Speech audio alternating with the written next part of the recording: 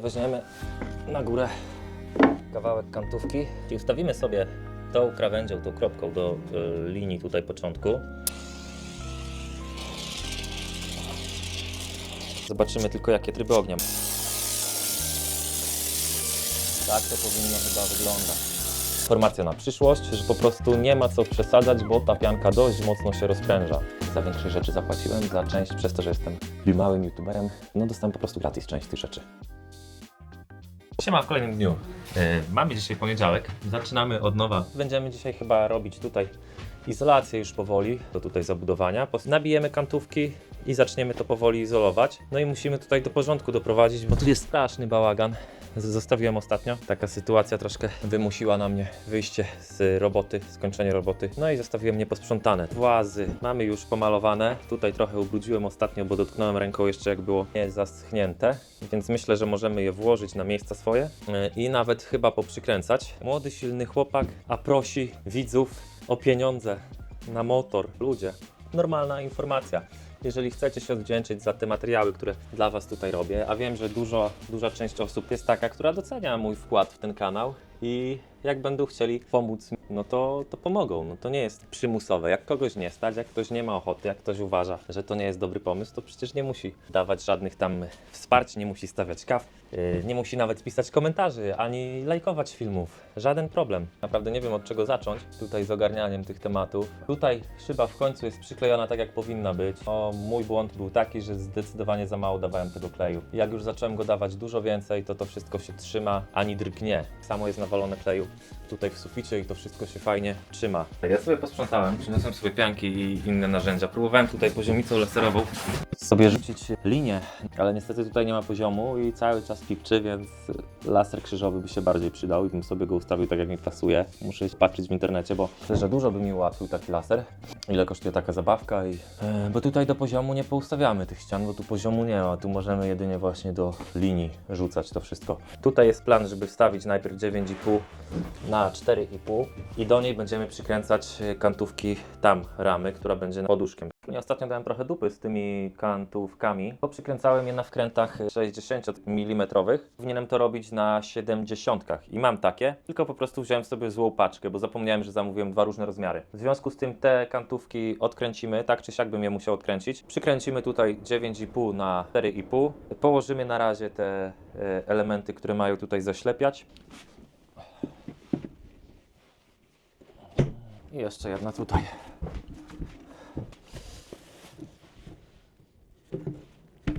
Po dokręceniu na tych śrubach już nie powinno być tutaj nieszczelności. Można by było kłaść XPS-a, nawet 8 tutaj. Zdemontowałem te kantówki, 4. Teraz szybko jeszcze przykniemy podkładem epoksydowym, żeby sobie schło, zanim je z powrotem tutaj zamontujemy. No i montujemy tutaj 9. Tutaj nic mi nie stoi na przeszkodzie, możemy ją zamontować. Potem będziemy to oklejać XPS-em 8 już i robić konstrukcję tam.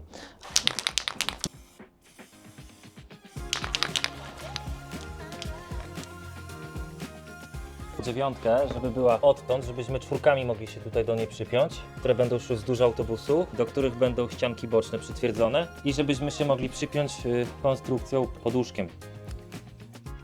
228.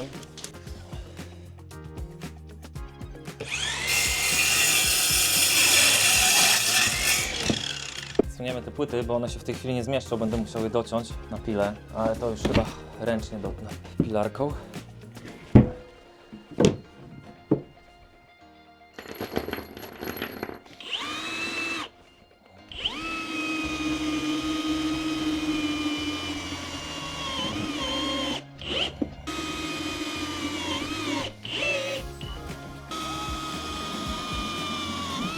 Wziąłem jeszcze kilka wkrętów, żeby to mocno trzymało. I teraz dostawimy płyty. Pewnie trzeba będzie je ściąć. Zobaczymy, ile zetniemy od razu. Poustawiamy płyty i będziemy lecieć dalej. Tutaj wzdłuż nie chciałem dawać 9, tylko 4,5. Bo im więcej drewna, tym większy mostek termiczny, a tą przestrzeń, która tutaj zajmuje drewno, mógłbym upchać izolacją po prostu. 9, a tutaj wcześniej po prostu zaizolować. Dostęp do tamtych przestrzeni w razie W i tak będę miał na razie, więc ich jeszcze nie zamknę. Tutaj będzie lepiej konstrukcyjnie wyglądać sytuacja. Mocniejsze będą te podwaliny pod ścianę. Taka dziwna przestrzeń bez wełny, to upchamy ją teraz XPS-em, podocinamy.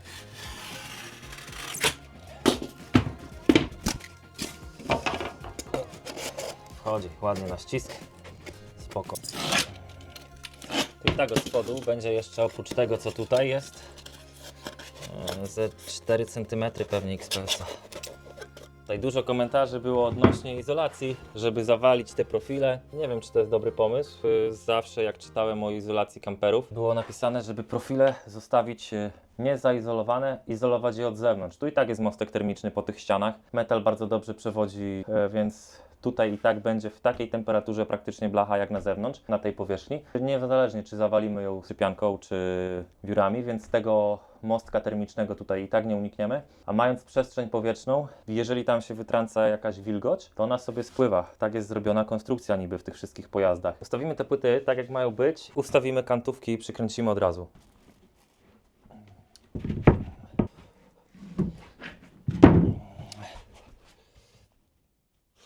Teraz powinno być ok i możemy kręcić te kantówki z boku.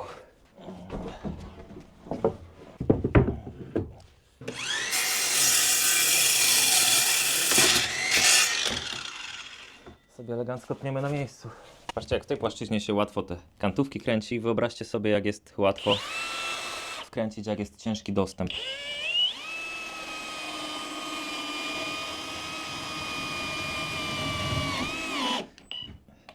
Ile siły trzeba dołożyć.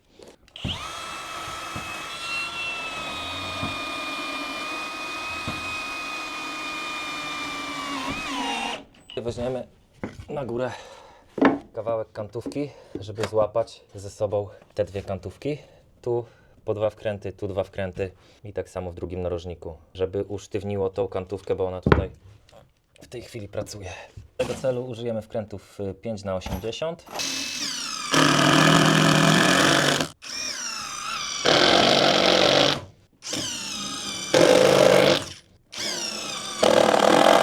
I to samo tutaj.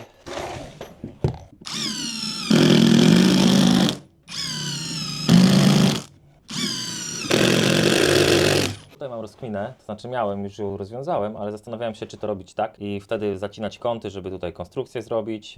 Nie wiem, po co w sumie mi tutaj konstrukcja, ale tu te deski są ważne tylko po to, żeby tutaj jakąś płytę dać na poszycie, na górę. Od frontu cokolwiek można dać, żeby tylko zaślepić. I zastanawiałem się, czy to zrobić tak, żeby mi łatwo było kąty wycinać, 90 stopni, żeby tu było pod kątem prostym, żeby można było fajnie opłytować. I zrobić tak, ale tak będzie dużo wygodniej konstrukcyjnie, nieważne, że będzie dalej ten spadek zachowany, który jest, że nie wyprostujemy tego fajnie, bo tutaj i tak się za wiele nie zmieści poduszkiem, resztę zaizolujemy po prostu XPS-em. Przykręcić, żeby doszło tutaj na maksa, więc biorę sobie do tej ściany, dostawiam i rysuję linię, po jakiej ma być przecięte, a zaraz to na półkośnicy ustawimy, zetniemy tak 2, one sobie tutaj fajnie dojdą i potem jeszcze zaznaczymy tak samo linię tutaj, żeby była pod kątem prostym i wtedy będę mógł dokręcić elegancko XPS-a. Tu mamy linię narysowaną i możemy tak, albo sobie ustawić kantówkę, albo po prostu przestawić ukośnicę na taki kąt, jak nam pasuje. Żeby to zrobić, trzeba dostawić do piły. Można zmierzyć kąt i wtedy ustawić sobie. A można to robić na łoko, tak jak mam zamiar zrobić to ja. No to może zmierzmy i zobaczymy, czy się będzie zgadzać z tym, co Wam pokażę. Czyli ustawimy sobie tą krawędzią, tą kropką do linii tutaj początku. Ustawimy potem ten kątownik w taki sposób, to tutaj pokazuje nam, jaki to jest kąt cięcia. 22 stopnie w teorii powinno być. Ustawimy na 22, przetniemy i zobaczymy, czy to jest ten kąt. Tak, to jest ten kąt.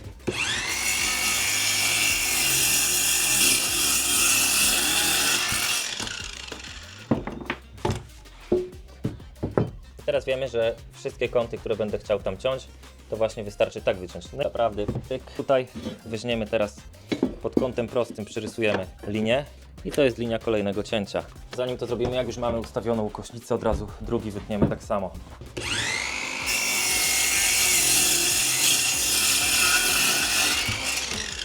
Myślę, że tutaj dam wełnę, żeby ją łatwo było można wyciągnąć. Nie wiem tylko, co tam dam, ale może tutaj po bokach dam XPS-a, na środku dam wełnę. Potrzeba wyjmowania, jak będzie trzeba się dostać tam do środka silnika. SM będzie to dużo cięższe. Ustawiłem sobie kantówkę i teraz spróbujemy ją przykręcić wkrętami. Trochę dłuższe mam wkręty.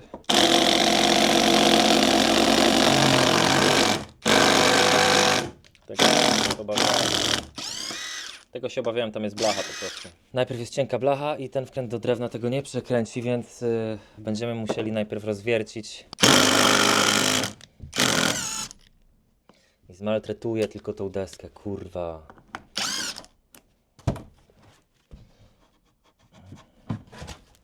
Rozwiercimy tutaj, w tych miejscach, gdzie są dziurki po wkrętach. Blachę przynajmniej.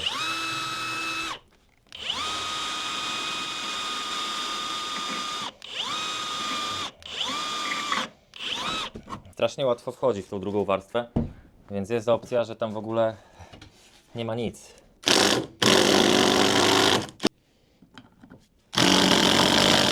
Tam jest cienka blaszka.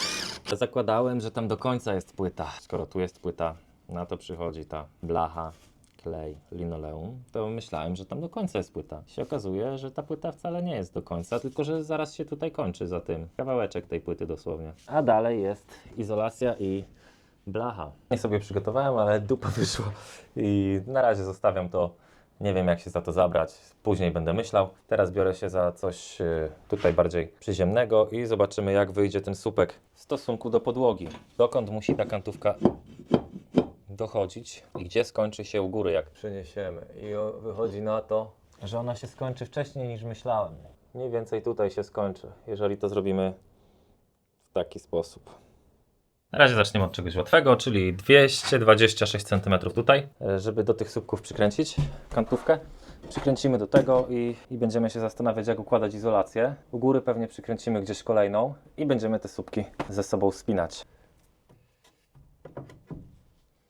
Troszkę trzeba skupić.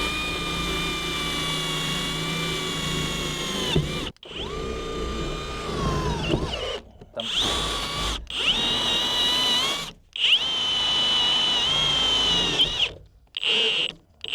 Tutaj walniemy drugą warstwę XPS-a, też dwójkę. Tutaj dojdzie akurat do góry. Dużo damy kleju. On myślę, że też w jakiś sposób stanowi izolację termiczną, więc w tych miejscach po prostu go więcej. I będziemy tak powoli uzupełniać izolację tutaj, żeby tą ścianę wyprowadzić. No tutaj tył i przód będą największymi problemami, bo są zaokrąglone, zaoblone, a potem już na całej długości autobusu jest mniej więcej sytuacja powtarzalna. A tu no, trzeba kombinować, jak to zrobić, żeby to miało ręce i nogi. Więc zaklejam najpierw z całych płyt, potem jakieś ubytki będę po prostu ładował pianą. Tniemy na 62 równo. Kawałków będziemy potrzebować pewnie ze 4. Jest prawie połowa płyty bez centymetra. Tutaj też trzeba będzie rozeprzeć, bo teraz w tej płaszczyźnie się wygina. Czemu one nie mogą być proste? Ktoś tak wymyślił, żeby było ciężko izolować pewnie. Tak jak wspominałem pewnie ostatnio, ogólnie dużo więcej pianki powinno się dawać do klejenia niż dawałem.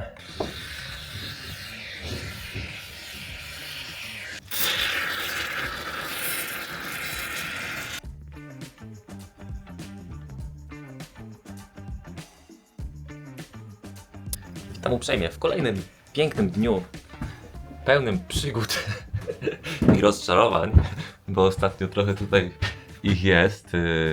Wczoraj się dość szybko wkurzyłem, poprzycinałem sobie ładnie te deski. Okazało się, że ich tutaj nie przykręcę. Stwierdziłem, że izolację robimy po prostu bez żadnej ramy. Zrobimy ramę tam pod budowę pod łóżkiem, kantówek, no i tyle. I tu zrobię może jakieś schowki będą wtedy. Zobaczę. Kantówki będą szły od samego końca, do tej kantówki na niej będą się wspierać, czyli będzie taka rama. Dwie będą przy ścianach, jedna z tej strony, druga z tamtej i dwie będą tutaj po bokach. Dawałem wczoraj te miejsca, gdzie były okna. Dość grubo kleju nawaliłem. Tu musiałem poprawić, bo mi nie złapało tych dwóch. Też się wkurzyłem na koniec. Nie wziąłem pod uwagę tego, że mamy 8 stopni. Ja czekałem te 7-8 minut, a po 8 minutach już klej się zrobił w niektórych miejscach właśnie z tamtej strony taki, że już nie nadawał się do klejenia. Przyłożyłem z nadzieją, że będzie ok. Nie było ok. Więc to też można łatwo sprawdzić. Teraz już mniej więcej wiem, jak klej jest klejący jeszcze taki, no to wtedy jest sens przykładać. Jak już się zrobił taki pianowaty, nielepki, no to następnym razem już po prostu nie będę przykładał, nie wiem, zdrapię go później czy coś. Zaizolować tą ścianę do końca, czyli tutaj jeszcze damy kantówki od góry do dołu. Położymy izolację, ile się zmieści, czyli pewnie jeszcze tutaj na dole się zmieści z 4 cm XPS, a może 2. I do tych kantówek, które będą w ten sposób, jeszcze czwórka wejdzie między nimi. Zrobimy je co 60, wejdzie czwórka między nimi ładnie, a resztę zapsikamy polinorem. Oprócz tego na górze tanki poprzyklejamy i też będziemy powoli to izolować górę. Bierzemy rękawice a la Mechanicsy i kurde, strasznie delikatne są. Ja już zdążyłem je poprzecierać w niektórych miejscach. Tak długofalowo to myślę, że wcale nie są jakieś fajne. Drogie, dość. A te macie dużo tańsze i te z Yato będą na pewno wytrzymalsze od tych z AliExpressowych, więc szczerze mówiąc nie kupiłbym, gdybym miał za to zapłacić 58 zł za tamte rękawice, no ale one też nie są stworzone do tych celów. To są rękawice bardziej jakieś tam trekkingowe, a te mają dużo grubszy i dużo wytrzymalszy materiał, no i są też cieplejsze. Tak akurat jeśli chodzi o tą porę roku, myślę, że są lepszym wyborem. Tu gdzie jest wełna, upchamy wełną i potem na to przyjdzie kratownica i ona pewnie będzie aż odtąd nachodzić na to i do samej góry co 60. Odtąd przykręcone tutaj. Razem trochę wełny. Tutaj mamy ścinki i jeszcze dwa całe plastry 10 cm, które wsadzę pewnie tu w podłogę, poupycham tam, gdzie są włazy, żeby to można było łatwo wyciągać. Albo może tutaj, nie wiem, zobaczę jeszcze.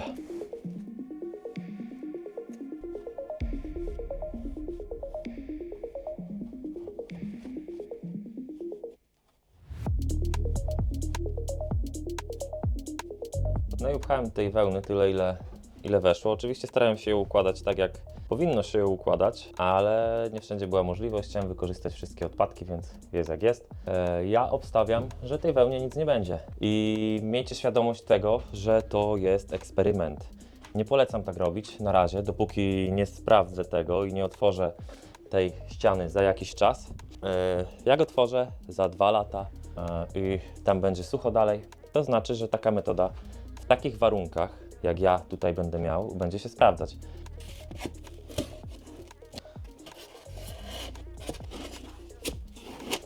Będę Was raczej zanudzał całą izolacją tego wszystkiego, bo tu będzie kupa roboty, więc ja będę sobie izolował. Wam będę pokazywał tylko jakieś takie newralgiczne miejsca, tak jak tutaj z tą wełną. Mógłbym się tym nie chwalić, zawalić pianką XPS-em, gdyby się o tym nie dowiedział.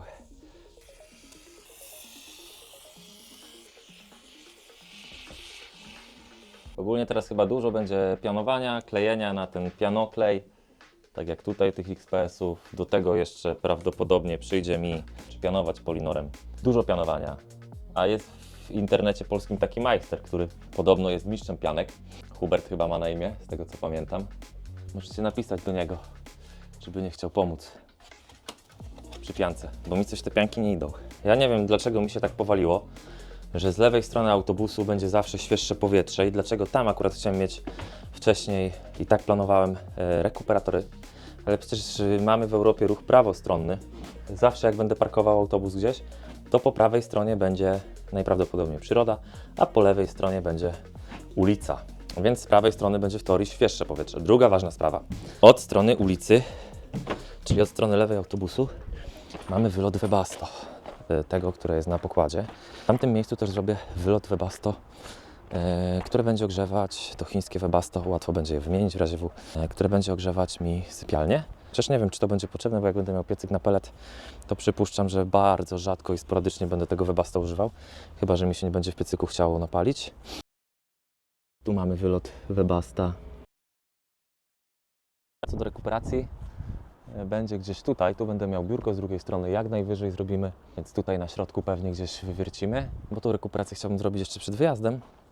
Tak samo jak przed wyjazdem muszę zrobić na pewno sypialnię zaizolowaną, zrobić ściankę działową pierwszą w sypialni i fajnie by było, jakby mi się udało jeszcze zrobić łazienkę, chociaż tą toaletę, bo toaleta to nie jest duży problem, ale wolałbym do swojego się załatwiać, a jeśli chodzi o kąpiel, no to przez 2 tygodnie, jak będę robił cygański prysznic, czyli mokre chusteczki, to też mi nic nie będzie.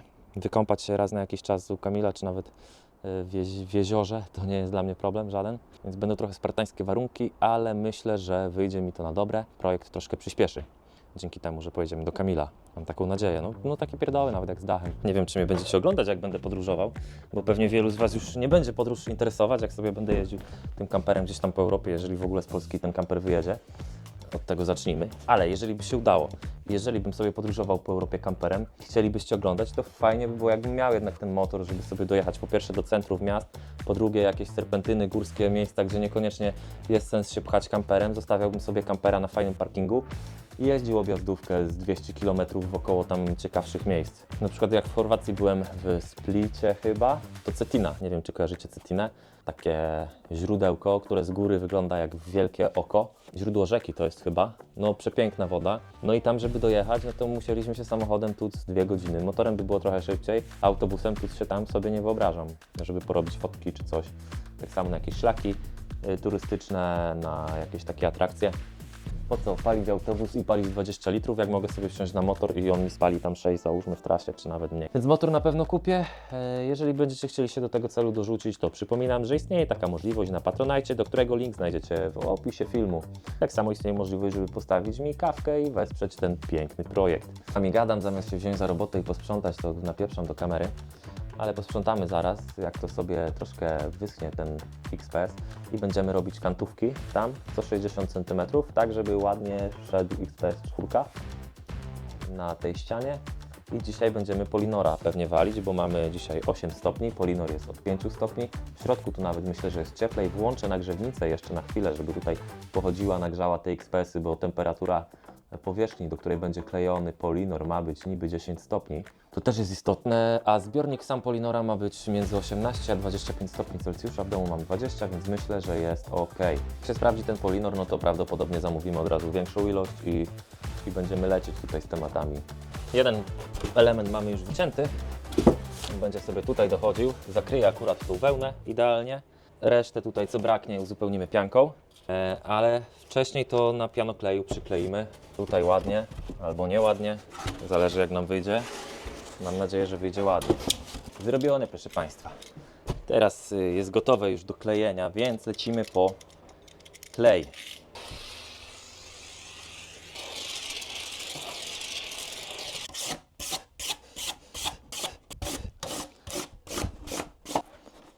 Zobaczymy jak to wejdzie.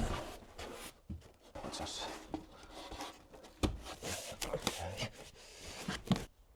Pyk.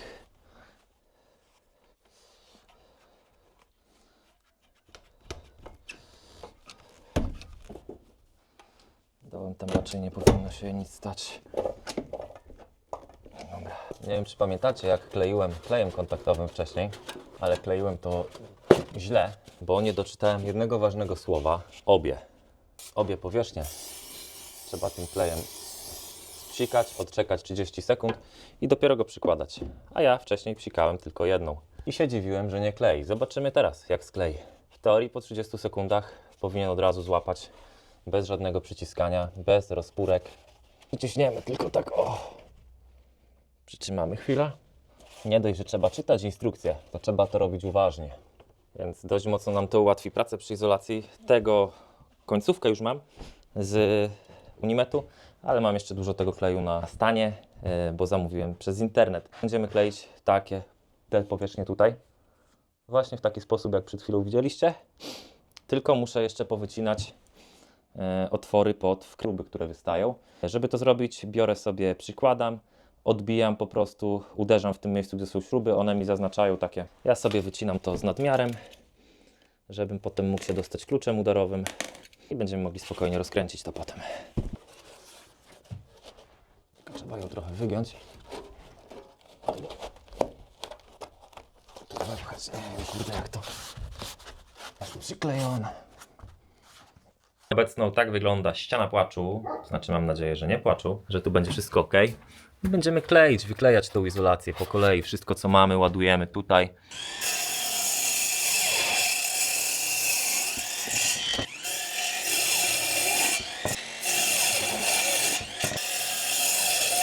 Teraz żebyście zrozumieli o co mi chodzi, te słupki będą tutaj. Przy 60 cm tu przyjdzie izolacja, a tu w te przestrzenie dajemy Polinora. Zanim to zrobimy, to chyba tutaj przykleję najpierw te pianki na szybko, które mam, poszukam ich, bo tu bym chciał wejść potem właśnie XPS-em od razu wyżej. Tu już się nam spray kończy. I taka sytuacja.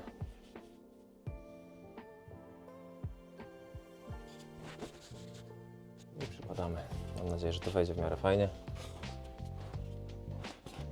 Bezstresowo.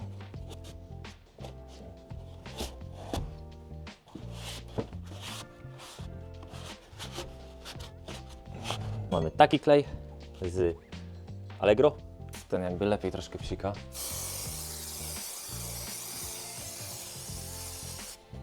Dam już wstępnie, żeby ustawić. Ale wciskamy. Aż się miło to klei. No, tak w porównaniu, wiecie, jak tam się przemęczyłem z tym, żeby to kleić i mi nie chciało wychodzić, a teraz to wszystko tak gładko idzie, to aż trochę powiedziałbym, że przyjemności mi to sprawia. Cóż to byłby za dzień, gdyby obyło się bez żadnych problemów. Wziąłem sobie tą piankę, którą zamierzałem kleić teraz, Polinora. Czytam sobie tam instrukcję obsługi. Ona ma rok przydatności do użycia. 3 lata po terminie. Ta pianka, którą mi jeden z widzów przysłał. Więc nie jestem pewien, czy będzie rzeczywiście dobrze działać, ale spróbujemy na kawałku ściany. Jak nie będzie działać, no to wyrzucimy. Ona po 20 minutach już ma taki posuchą konsystencję i po 20 minutach można nakładać drugą warstwę.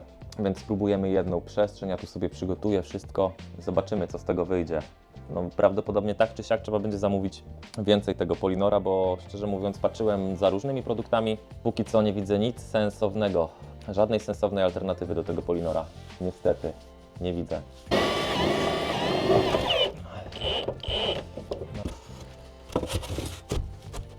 Ona nie wejdzie cała.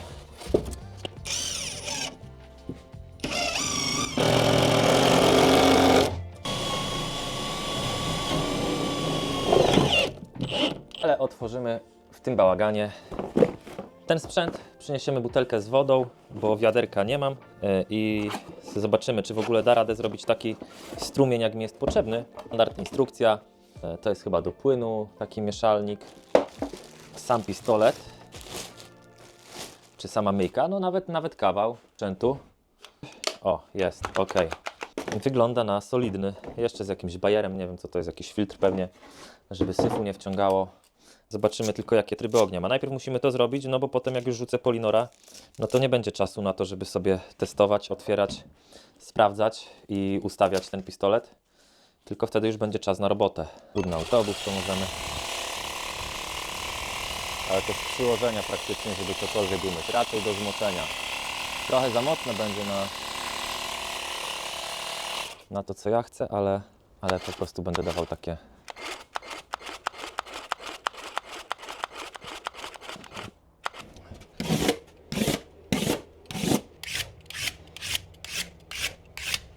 Dalej Polinora, 3 lata po dacie. Teraz będziemy sprawdzać, co to z niego będzie. Chciałbym punktowo też wlać tam w tamte miejsca, ale będzie ciężko to zrobić.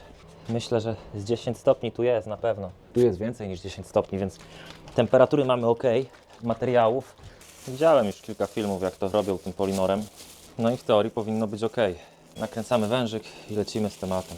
5 pełnych obrotów podobno, o, do takiego momentu i powinien lać.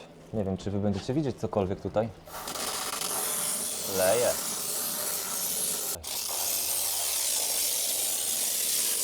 Tak to powinno chyba wyglądać.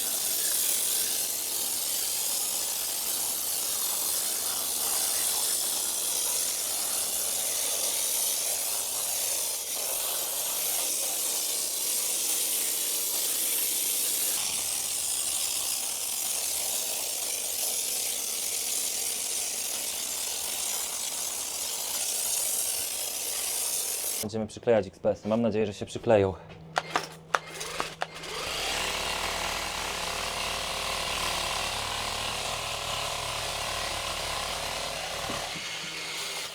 Dobra.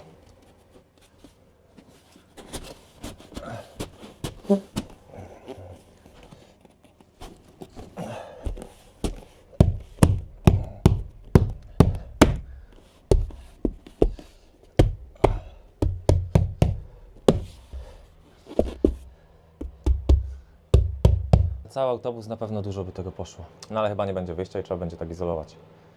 Tam na pewno za dużo nawaliłem, więc jak będę miał źle, no to pretensje tylko do siebie. Ja myślałem, że to dużo mniej to urośnie, a urosło dość mocno. I bateria się już kończy powoli w sprzętach, więc ja chyba to wyłączę i sobie sam ogarnę do końca, ale nie będziecie zawracać mi dupy tutaj z tą kamerą. No zobaczymy, co z tego wyjdzie jutro. Jutro będziemy sprawdzać, co z tej pianki wyszło. Wytniemy kawałki pewnie tam, gdzie za dużo się tego nalało. Ja jadę z tematem tutaj sufitowym, a my widzimy się jutro. Do następnego. Cześć! Witam w kolejnym dniu. Nic się tutaj za wiele nie zmieniło.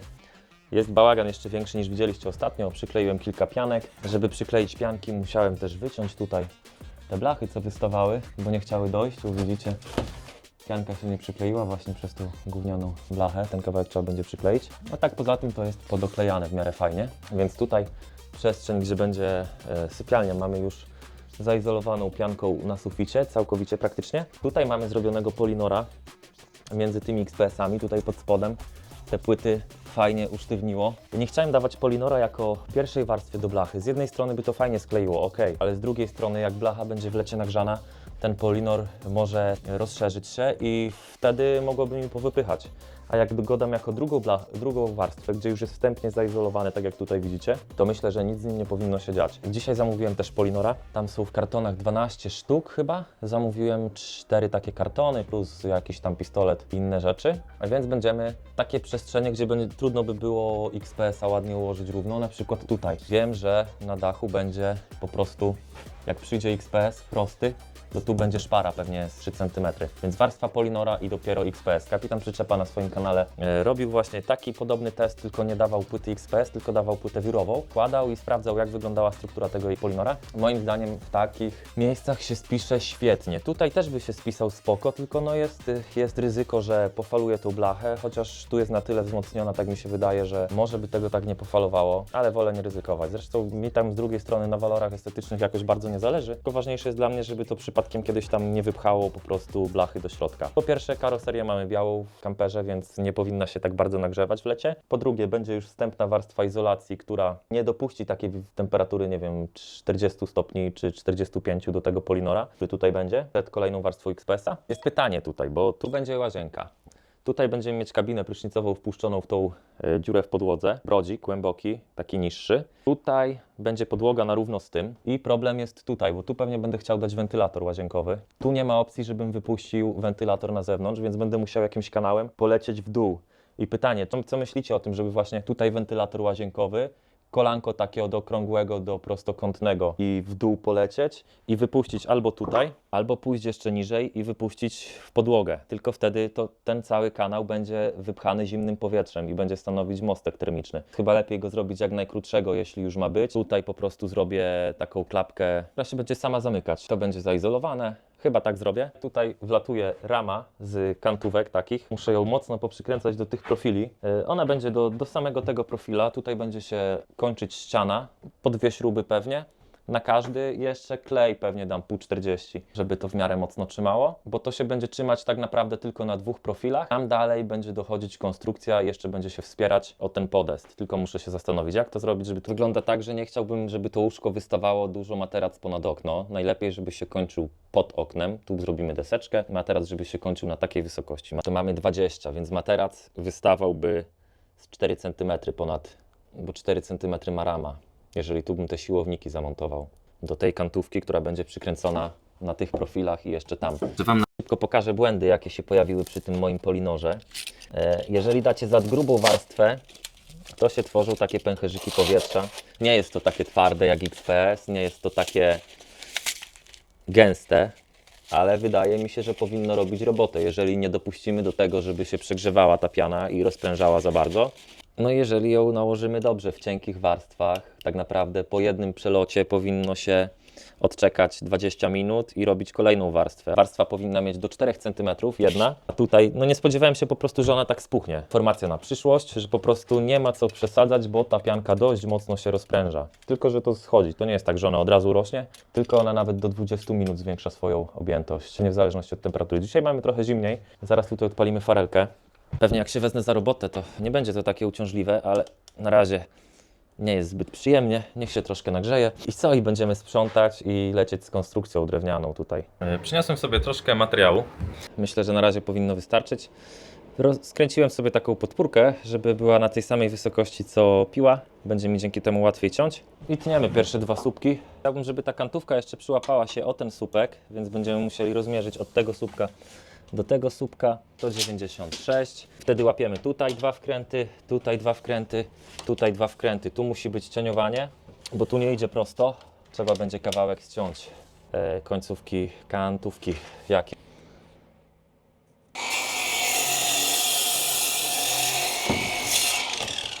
Tyle by wystawał materac nad krawędź okna.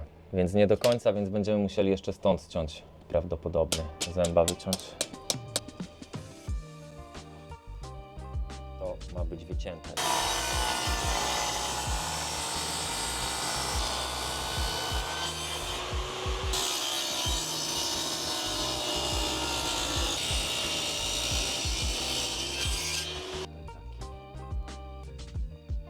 Zobaczymy, jak to pójdzie multitoolem.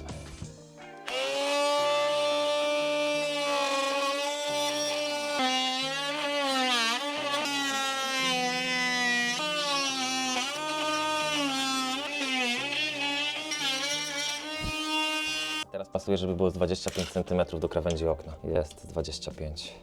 To okazało się, że pół 40 mi się skończył, więc przykleimy na soda bondzie. Nie wiem, czy to będzie trzymać, czy to cokolwiek da.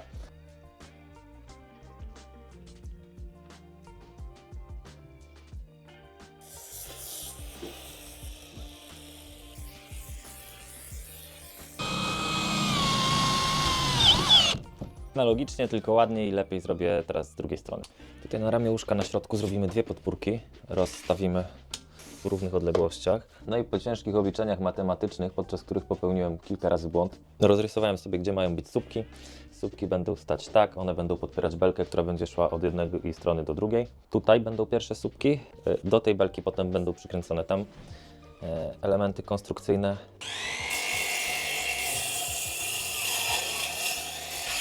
No i teraz powinno w miarę na wcisk wejść. Tutaj użyjemy grubszych wkrętów 6×100. Najpierw sobie łapię tak pod skosem z jednej strony, potem z drugiej strony i reguluję sobie, żeby dociągnąć tak, jak mi pasuje. I jeszcze pewnie od góry dam. Dopiemy sobie jeszcze tylko ściskiem, żeby się nie przesuwało.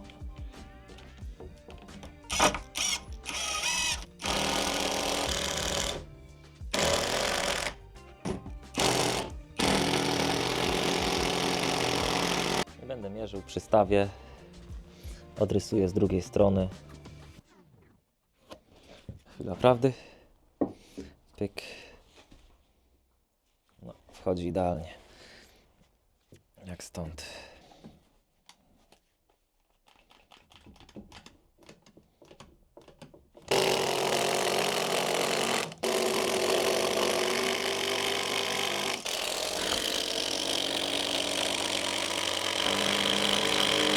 Mamy skręcony ten fragment. Spokojnie można tutaj stawać, skakać. Jak do tego dojdzie jeszcze cała rama, to myślę, że będzie porządnie. Będziemy izolować tą przestrzeń, tutaj tą klapę. Kleimy tego XPS-a, ja sobie wyciąłem. Teraz w ogóle fajny patent mi Tobiasz podrzucił, jak ciąć XPS-a 8 na pile stołowej. Zarąbiście się tnie, szybko, ładne cięcie, równe.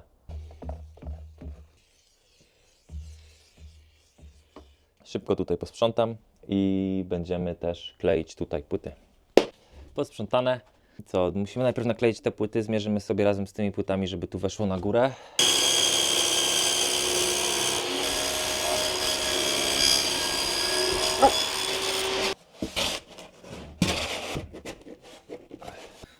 Te płyty będą niedemontowalne, więc możemy je przykleić już. Muszę się jeszcze zastanowić, w jaki sposób zaizolować. Pomysł jeden to jest wełna i położyć na to płytę jakąś, żeby ta wełna się nie kurzyła za bardzo do środka.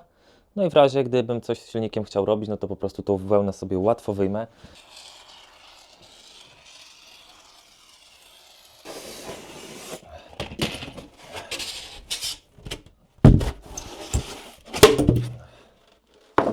Gdyby nie było mostków, to te miejsca potem uzupełnimy pianą. Tak, 22 prawie. Ostatnie klejenie tutaj robimy. Tutaj fragment wkleimy i będziemy mieć już poklejone w znacznej części miejsce pod łóżko. Jeszcze może gdzieś dołożę trochę izolacji tam na ścianie z tyłu, bo tutaj sypialnia będzie takim newralgicznym punktem, więc dyszka myślę, że jak będzie w ścianach, to będzie ok. Nad łóżkiem w suficie w sumie mogę dać nawet więcej i tak samo na tej ścianie. Ale to też nie ma co przesadzać, bo i tak będzie dużo ciepła dachem uciekać. A 10 cm to moim zdaniem i tak jest dużo, jak na kampera, izolacji w ścianach. Ja w kolejnym dniu. Ja dzisiaj Wam tylko na szybko pokażę paczkę, którą przed chwilą dostałem od kuriera. To znaczy dostałem, ja jej nie dostałem, kupiłem. Za większej rzeczy zapłaciłem, za część przez to, że jestem małym youtuberem. Dostałem po prostu gratis część tych rzeczy. Wczoraj o godzinie 12 chyba zrobiłem przelew. Dzisiaj paczka jest już u mnie.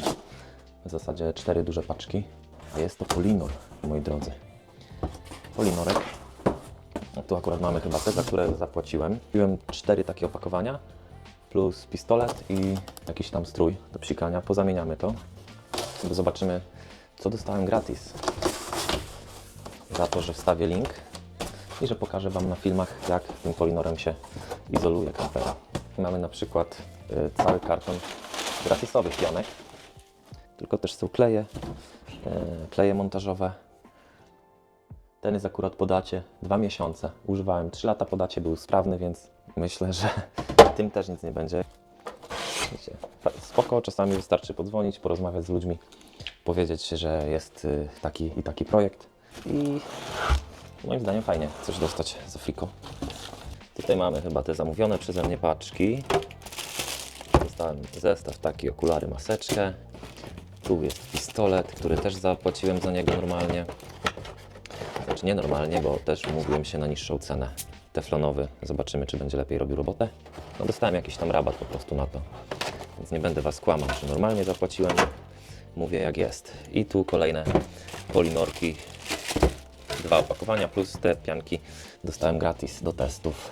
Tutaj kolejna partia uszkodzonych pianek.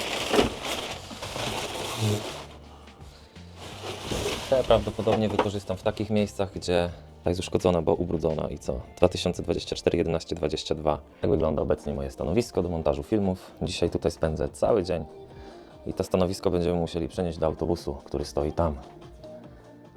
To jest rzecz, którą muszę mieć jeszcze przed wyjazdem zrobioną. Podciągnięty prąd do gniazdek, miejsce na fotel, na biurko, żebym mógł montować dla Was filmy z budowy. Tutaj montujemy, a my widzimy się w kolejnym odcinku w niedzielę.